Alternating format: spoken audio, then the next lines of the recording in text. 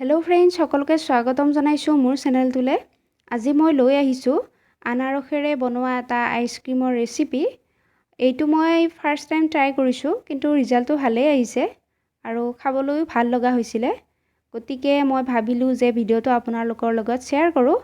ব'লক এতিয়া দেৰি নকৰি ভিডিঅ'টোৰ মাজলৈ আগবাঢ়োঁ।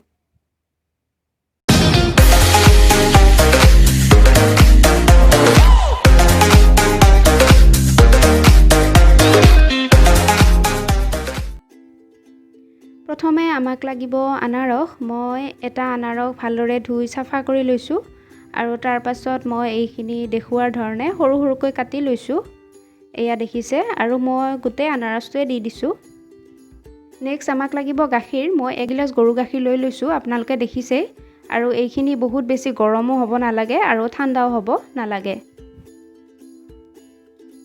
এতিয়া মই মিক্সি জাৰ এটা লৈ লৈছোঁ আৰু তাত মই কাটি লোৱা আনাৰসখিনি দি দিছোঁ।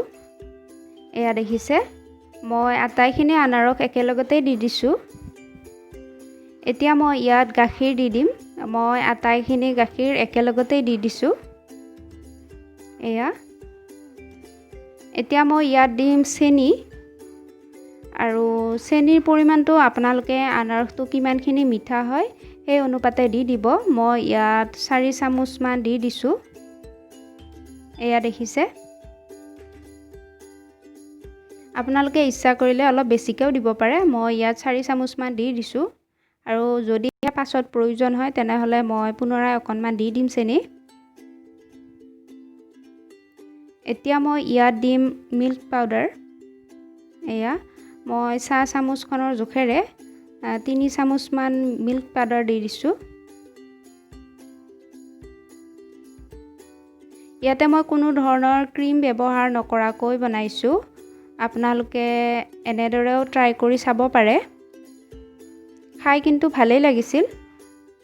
এতিয়া মই ইয়াত 1 চামুচমান জোখৰ নাৰিকল দি দিছোঁ, আৰু নাৰিকলখিনি মই সৰু সৰুকৈ কাটি লৈছোঁ। এয়া প্ৰায় 1 চামুচমান জোখৰেই হ'ব। এতিয়া মই এইখিনি ভালদৰে গ্ৰাইণ্ড কৰি ল'ম। একদম মিহিকৈ গ্ৰাইণ্ড কৰিম, আপোনালোকে চাই থাকিব। এয়া এইখিনি ভালদৰে গ্ৰাইণ্ড কৰা হৈ গৈছে। এয়া দেখিছে, ইয়াৰ মিশ্ৰণটো এনেকুৱা হ'ব লাগিব। ইমানখিনি হ'লেই হৈ যাব। এতিয়া মই এনেকুৱা টিফিন বাতি এটা লৈ লৈছোঁ, আৰু তাত মই এনেকুৱা প্লাষ্টিক এখন দি দিছোঁ। এয়া দেখিছে, মই এনেদৰে ধুনীয়াকৈ মিলাই দিছোঁ প্লাষ্টিকখন চাৰিওফালে। এইটো অপশ্যনেল হয়, আপোনালোকে নকৰিলেও চলি যাব। মই যাতে আইচক্ৰীমখিনি ধুনীয়াকৈ ওলাই আহে তাৰ বাবে এনেদৰে দি দিছোঁ।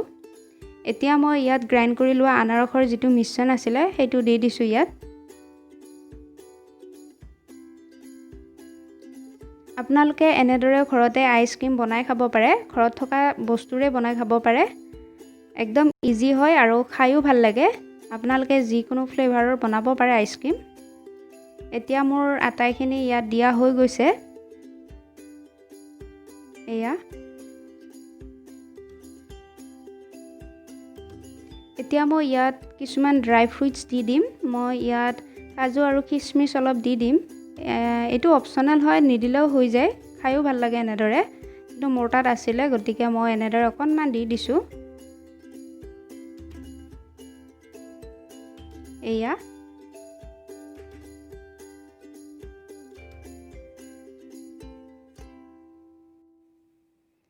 এতিয়া মই পুনৰাই ওপৰত এখন প্লাষ্টিক এনেদৰে দি দিছোঁ, যাতে ইয়াৰ এয়াৰখিনি বাহিৰলৈ যাব নোৱাৰে।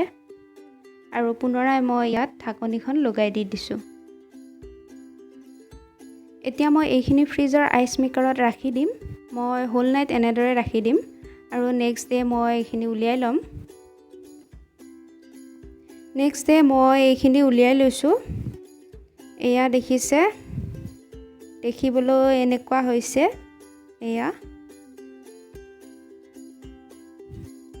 এয়া ধুনীয়া আনাৰসৰ আইচক্ৰীম ৰেডি হৈ গৈছে। আপোনালোকেও এনেদৰে ঘৰত থকা বস্তুৰে কোনো ক্ৰীম ব্যৱহাৰ নকৰাকৈ আইচক্ৰীম বনাই খাব পাৰে।